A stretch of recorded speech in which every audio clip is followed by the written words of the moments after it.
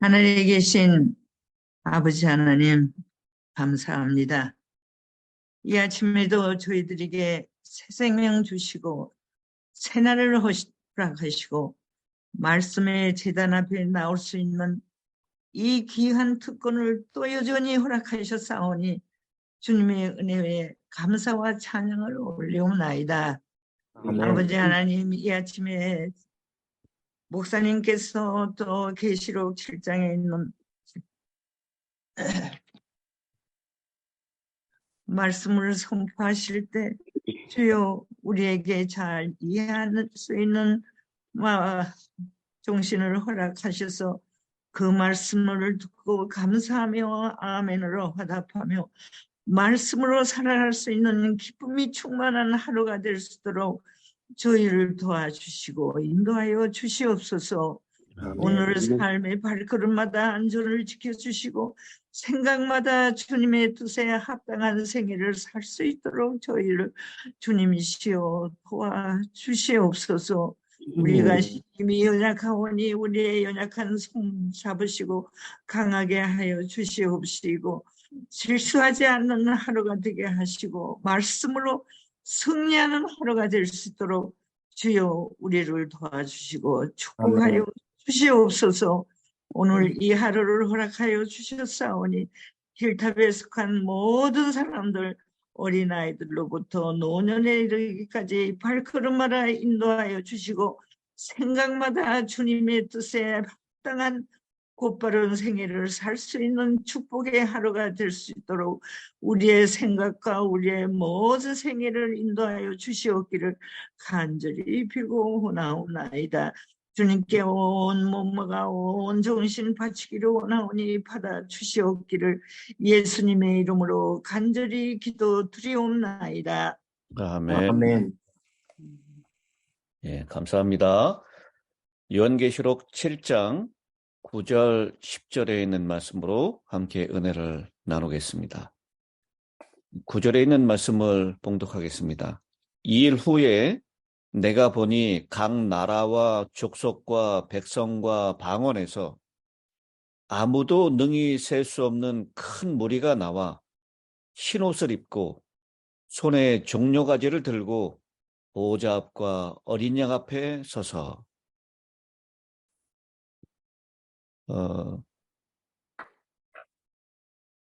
오늘 이 9절에 있는 말씀은 2일 후에 내가 보니 본다라는 말씀으로 시작합니다.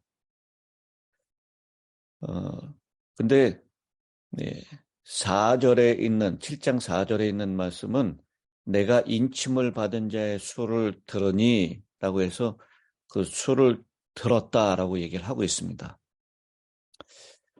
이 9절부터 17절까지 나오는 큰 무리하고 1절부터 8절까지 나오는 14만 4천인의 관계에 대해서 주석가들 사이에 견해가 일치하지 않습니다. 우리 재림교회 주석에도 세 가지의 다른 이 주장들이 있다라고 소개를 하고 있습니다. 첫째는 이 큰 무리와 14만 4천은 같은 무리를 다른 상황과 다른 형편에서 묘사한 것이다 라고 얘기를 하고 있고요. 두 번째 주장은 14만 4천인과 큰 무리는 다른 무리다라고, 구별된 무리다라고 설명을 합니다. 그리고 세 번째 견해는 이 14만 4천인과 큰 무리는 큰 무리 안에 14만 4천인이 포함된 그런 숫자다라고 얘기를 하고 있습니다. 14만 4천인을 포함한 구속받은 전체적인 무리가 큰 무리로 표현되었다라고 얘기합니다. 그 이 세 가지 견해 가운데 우리 재림교회 주석은 제7일 안식일 예수 재림교회인들은 일반적으로 두 번째 견해를 지지한다라고 표현하고 있습니다. 14만 4천인과 큰 무리의 구별을 강조한다. 음. 하나는 계수되었고 다른 것은 셀 수 없다. 하나는 특별한 무리로서 어린 양이 어디로 인도하든지 따라가는 처음 익은 열매로 하나님과 어린 양에게 속한 자들이다. 또 이 큰 무리는 각 시대에 승리한 성도로 남아있는 자들이다. 이렇게 구별을 하고 있는데, 그거를 제7일 안식일 예수 재림 교인들은 일반적으로 지지를 한다라고 얘기를 합니다. 그런데 1992년부터 시작해서 이 견해가 조금 좀 달라집니다. 그래서 큰 무리와 14만 4천인은 동일한 무리이다. 14만 4천인은 이 땅에서 전투하는 교회의 모습을 표현한 것이고, 그래서 제가 어제 말씀드린 대로 이 1000단위로 묶인 것은 군사적인 단위의 구분이다라고 얘기를 했죠. 그리고 큰 무리는 하나님 보호자 앞에 서 있는 승리한 교회를 묘사한 것이다. 그래서 14만 4천인은 이 지상의 환란을 통과하는 중이고, 큰 무리는 이미 인을 받아서 환란을 통과하여 하늘에 가 있는 똑같은 무리를 표현한 것이다. 그래서 14만 4천인이나 큰 무리는 동일한 백성을 다른 각도와 다른 환경에서 표현한 것이다 라고 그렇게 요즘 제7일 안식일 예수 재림교회도 그쪽으로 많이 이렇게 믿는 것이다. 믿는 사람들이 많다라고 말씀을 했습니다. 그래서 존 폴린이나 스테파노비치 학자들, 그 학자들도 이 같은 무리로 해석을 하고 있다라고 말씀을 드렸습니다. 이게 구별되는 무리이건 아니면 같은 무리이건 여러분들의 믿음의 분량대로 이해하시고 깨달음대로 믿는 것, 그것은 뭐 그렇게 큰일 날 일은 아니라라고 생각합니다. 이 14만 4천인에 대해서 너무 많은 논란이 있었기 때문에요. 그 14만 4천인이 누구인가, 실제수인가 상징수인가에 대해서 너무 그렇게 성경에 알려져 있지 않은 사실을 알려고 노력하지 말아라 라고 하는 그런 권면까지도 주어졌을 정도입니다. 어쨌든 오늘 우리는 이 큰 무리가 어디에서 나왔다라고 얘기합니까? 7장 9절에 각 나라와 족속과 백성과 방언에서 나온다라고 얘기합니다. 14만 4천으로 같은 무리라고 해석했을 때 여기 유다 지파, 루벤 지파, 아셀 지파, 갓 지파 이렇게 쭉 12지파로 묘사한 가고 있는 것처럼 실제적인 이스라엘의 지파가 아니라 각 나라와 족속과 백성과 방언이라고 하는 또 다른 표현이다라고 우리가 이해할 수 있겠죠? 하나님의 백성은 대단히 다양한 인종적, 민족적, 국가적인 배경이 합쳐진 것입니다. 그렇게도 많은 다른 배경으로부터 영원한 백성이 형성되는 것은 대단한 도전입니다. 그러나 이 모든 것을 녹이는 굉장한 도가니는 놀라운 하나님의 은혜의 복음 때문에 모든 사람에게서 예외 없이 성공할 것입니다. 그분의 백성들은 예수님께서 다른 사람들을 어떻게 대하시는지를 보면서 타인과 어떤 관계를 맺고 살아가야 하는지를 배울 것입니다. 구속받은 사람들은 타인에게 위협을 느끼기보다는 타인과의 차이를 잘 수용하는 법을 배우게 될 것입니다. 그러한 속성은 영원토록 투쟁과 노여움보다는 기쁨과 흥분을 일으킬 것입니다. 나의 삶에 독특하고도 풍요한 것을 가져다 주는 것은 나와는 다른 사람들입니다. 만약 천편일률적으로 똑같은 사람들이 있다면 우리가 기대하는 기쁨과 즐거움은 상당히 줄어들게 될 것입니다. 나와는 다르고 나와는 좀 독특한 생각을 가지고 있는 사람들 때문에 우리는 더 기뻐하고 더 즐거워할 수 있다라고 하는 것이죠. 막대기의 양 끝에 매달린 두 개의 항아리를 쥐고 물을 깃는 한 인도 사람의 이야기가 있습니다. 항아리 하나는 금이 가서 목적지에 도착하면 항상 물이 반밖에 남지 않았습니다. 다른 한쪽은 항상 물이 가득 채워져 있었습니다. 2년간 이 사람은 그의 집에 한 통 반의 물만 길었습니다. 흠이 없는 항아리는 자기가 이룬 업적을 자랑하였습니다. 그러나 금이 간 가련한 항아리는 그에게 본래 계획된 것의 반만 이룩할 수 있었던 것 때문에 비참한 마음이 들었습니다. 마침내 그 금이 간 항아리가 냇가에서 길을 깃는 사람에게 말했습니다. 제 자신이 참으로 수치스럽습니다. 그리고 사과하고 싶습니다. 제 자신이 흠이 있어서 가는 길에 물이 새서 오직 내 용량의 반만 배달하고 당신은 수고한 것에 비해서 충분한 만족을 얻지 못하는군요. 그랬더니 그 사람이 말을 합니다. 꽃들은 네가 지나간 쪽에서만 자라는 것을 보지 못했느냐? 나는 네가 흠이 있는 것을 항상 알고 있었기 때문에 길의 그쪽에만 꽃씨를 심었다. 매일 우리가 걸어서 돌아올 때마다 너는 그것들에게 물을 주었다. 2년 동안 돌아올 때마다 나는 꽃을 꺾어서 식탁을 장식할 수 있었다. 네가 없었다면 길에는 아무 변화가 없었을 것이고 집을 단장하는 이 아름다운 꽃도 없었을 거야. 우리 각자는 우리 자신만의 흠이 있습니다. 그러나 하나님께서는 우리의 갈라진 것과 불완전한 것을 사용하실 수 있고 그것을 통해서 다른 사람을 풍요롭게 하도록 승화시킬 수 있으십니다. 그리고 우리는 그들의 흠까지도 감사하는 법을 배울 수 있습니다. 이것은 하늘이 어떤 곳인지를 우리에게 알려줍니다. 그리고 하늘은 하나님의 다양성이 우리의 삶 가운데서 만드는 그 차이를 가치 있게 여기는 정도에 따라서 이곳에서 우리를 향하여 시작됩니다.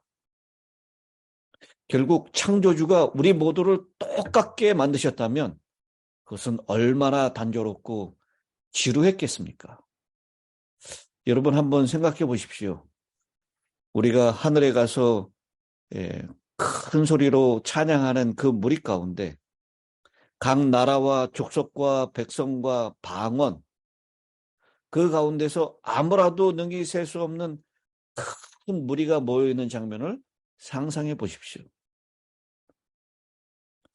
거기에 우리 한국 사람들만 있으면 기쁘겠습니까? 재미없어요. 재미없겠죠. 거기에 한국 사람도 있고 중국 사람도 있고 일본 사람도 있고 인도 사람도 있고 여러 사람들 백인종도 있고 흑인종도 있고 황인종도 있고 여러 다양한 계층의 사람들 나와는 다른 독특한 사람들 때문에 이 찬양은 더 즐겁고 기쁜 찬양이 될 것입니다. 그리고 그들이 흰옷을 입고 10절에 있는 말씀이죠. 흰옷을 입고 종려 가지를 들고 보호자 앞과 어린 양 앞에 서서 큰 소리로 외쳐 이르되 구원하심이 보좌에 앉으신 우리 하나님과 어린 양에게 있도다. 이 구원은 그리스도인 사이에서 쉽게 일치하지 않는 문제입니다. 그 주제는 우리의 가장 큰 기쁨인 반면 우리는 그것에 대해 다양한 주장이 있다는 것을 발견합니다. 이 존 폴링 교수님이 요한복음의 죄의 용서라는 주제에 대하여 글을 썼습니다. 그랬더니 어떤 사람이 전화를 걸어왔어요. 존 폴링 교수가 틀렸다고 말을 하는 것입니다. 그분의 주장은 죄는 용서되지 않고 죄인은 용서를 받는다라고 얘기를 합니다. 그 여자가 가르친 본문은 마가복음 2장 9절에 있는 말씀이에요. 네 죄 사함을 받았느니라. 죄인은 용서를 받지만 죄는 용서되지 않는다라고 주장을 한 것입니다. 그래서 이 다른 성경절을 존 폴링 교수님이 찾아줬다 그래요. 마태복음 26장 28절입니다. 이것은 죄 사함을 얻게 하려고 많은 사람을 위하여 흘리는 바 나의 피 곧 언약의 피니라. 예수님은 죄의 용서에 대하여 말씀하셨다는 것입니다. 그러면서 존 폴링 교수님이 이렇게 표현했습니다. 나는 성경의 증언이 그녀가 생각하는 것보다 더 다양하다는 것 외에는 그녀의 주장이 아무 문제가 없다고 본다. 예. 이 구원이라는 말은 명확한 용어가 아닙니다. 그것은 은유이며 예증입니다. 사실상 이 구원이라는 것을 하나님과 올바른 관계에 있는 것이라고 표현한다면 그것에 대한 성경적인 은유가 굉장히 많다라는 것입니다. 그러한 은유는 보통 문제점과 해결책을 묘사합니다. 예를 들어서 이 구원이 구조단체로부터 온 은유라고 할 수 있습니다. 죄 문제를 잃어버린 혹은 체포된 죄수와 같은 용어로 묘사할 때 그 해결책은 구조된 혹은 구원받은 상태로 묘사한다는 것입니다. 숲속에서 길을 잃어서 헤매고 있는 사람이라면 누구든지 이 구조된 것을 이 은유를 연상할 수 있습니다. 구조된, 구원된, 그 표현하고 같이 이해할 수 있겠죠. 의학계의 관점에서 본다면 인간의 상태를 죄로 병든 것으로 말한다면 그 해결책은 무엇이겠습니까? 죄로 병든 것으로부터 치유되는 것으로 얘기할 수 있겠죠. 그래서 성경에 마가복음 5장 34절이나 누가복음 7장 50절에 보면 이 치유라고 하는 단어는 구원이라고 하는 동사와 똑같이 사용하고 있습니다. 의학계의 관점에서 보면 이 구원은 치유라고 이해할 수 있습니다. 금융업계에서 온 말을 사용한다면 우리는 죄를 우리가 진 빚으로 묘사할 수 있습니다. 그렇다면 구원은 뭐라고 표현할 수 있죠? 그 빚을 탕감받는 것으로 표현할 수 있습니다. 또 성서의 용어에서 죄의 문제는 부정이라고 묘사를 할 수 있습니다. 더러워지는 것. 이 경우의 해결책은 무엇입니까? 정결입니다. 우리 성서의 용어로는 부정, 정결, 이것을 구원의 은유로 사용할 수 있습니다. 또 죄 문제를 채워지지 않는 굶주림으로 묘사한다면 이 구원은 뭐라고 표현할 수 있겠습니까? 굶주린 사람들에게 구원은 좋은 소식은 무엇이죠? 빵 주는 거, 빵. 생명의 떡을 먹여주는 것으로 표현할 수 있습니다. 생명의 떡을 먹는 것이에요. 만약 이 죄를 법률 용어로 표현한다면 죄는 정죄입니다. 죄인으로 정죄되는 것이에요. 그렇다면 구원은 뭐라고 은유될 수 있습니까? 칭의, 무죄 선언으로 법정에서 판결나는 것을 구원의 은유로 사용할 수 있습니다. 죄를 하나님의 적대감으로 보는 것은 하나님과 적대적인 관계에 있는 것으로 본다면 그것은 화해를 요구할 것입니다. 또 영적인 노예 제도로 본다면 이 죄를 노예 상태에 있다는 것으로 본다면 그것은 자유로 표현할 수 있을 것입니다. 이렇게 하나님께서는 성경의 구원의 문제를 명확한 서양의 과학적인 용어로 묘사하지 않으셨습니다.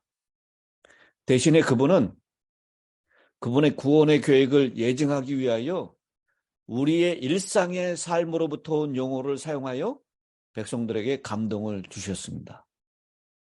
성경의 모든 상황에 맞는 은유가 있다는 것은 참으로 아름다운 것입니다.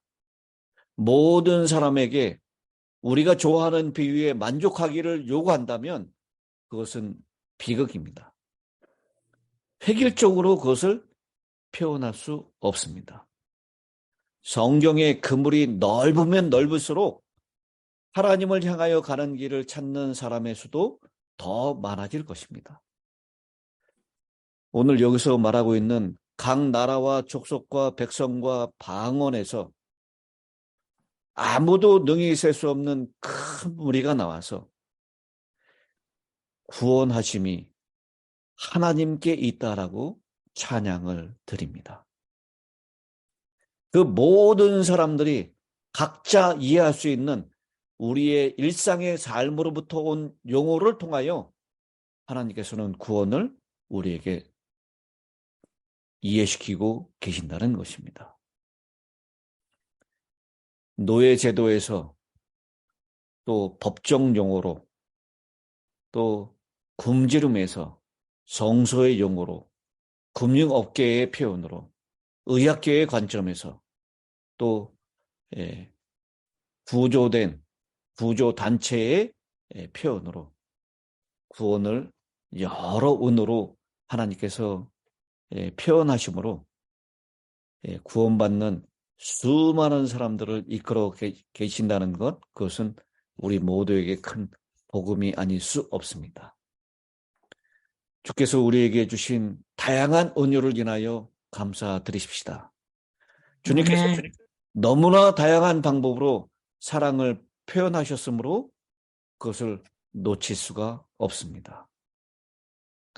이 다양한 방법으로 사랑을 표현하시고 구원을 나타내신 하나님께 오늘 하루도 감사하시면서 우리 일상에서 다시 한번 그 구원을 확인받는 복된 날이 되시기를 바라면서 오늘 말씀을 마칩니다. 아멘. 이제 마지막 끝기도를 이미순 사모님, 사모님, 기도해 주십니다. 네, 감사하신 아버지 하나님, 저희에게 오늘도 어김없이 새 생명으로 깨워주시고 말씀으로 채워주시니 감사합니다. 아버지 하나님, 저희들 연약한 그릇인 것을 주님 기억하여 주시고 오늘도 깨어지는 일 없도록 도와주시옵소서.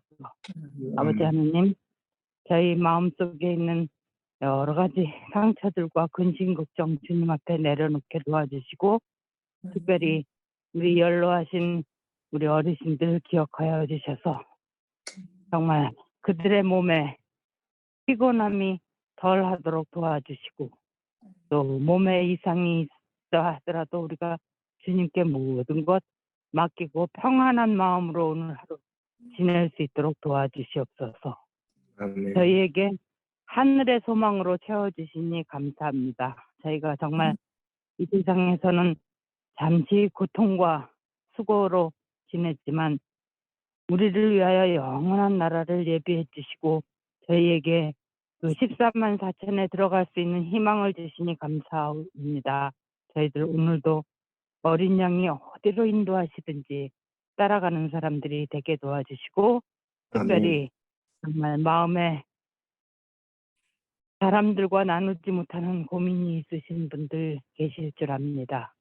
주님께서 어루만져 주셔서 정말 주님의 힘센 손으로 붙잡아 주시고 용기 얻게 도와주시옵소서. 저희 교회에 속한 모든 영혼들, 그리고 특별히 어린아이들로부터 시작해서 우리 이재찬 장로님 사모님까지 연세 많으신 모든 분들까지 주님 지켜주시고, 또 특별히 우리 최 목사님 또 검사를 얼마 전에 하셨습니다. 그 결과가 어떠하든지 주님께서 그의 생애를 주장하여 주시고 인도하여 주시며, 또 우리 이상철 목사님, 노영자 사모님 또 속히 더 건강이 빨리 회복될 수 있도록 도와주시옵소서. 아버지 하나님, 문화교실에 참석했던 영혼들에게도 함께하여 주시고, 정말 문화적인 것만 배우지 아니하고 하나님을 만나는 그 영혼들이 되게 도와주시옵소서. 아버지 하나님, 오늘도 비즈니스를 열심히 하시는 가정들과 또 직장 생활을 하는 모든 분들에게 함께하여 주셔서 그들이 정말 신실하게 주님 앞에서 모든 생활을 함으로 풍성한 복을 받아서 교회 생활과 가정 생활을 하고 전도하는 데 부족함이 없도록 인도하여 주시옵소서. 아버지 하나님, 우리 말씀을 전하시는 목사님 피곤하지 않도록 도와주시고, 영적인 꼴을 먹일 때마다 주님 정말 주님께서 원하시는 말씀만 저희에게 먹이게 도와주시옵소서. 오늘 하루의 생애도 주님께서 인도하여 주시옵고 저희와 함께 하실 것을 믿고 감사드리오며 예수님의 이름으로 간절히 기도드립니다. 아멘.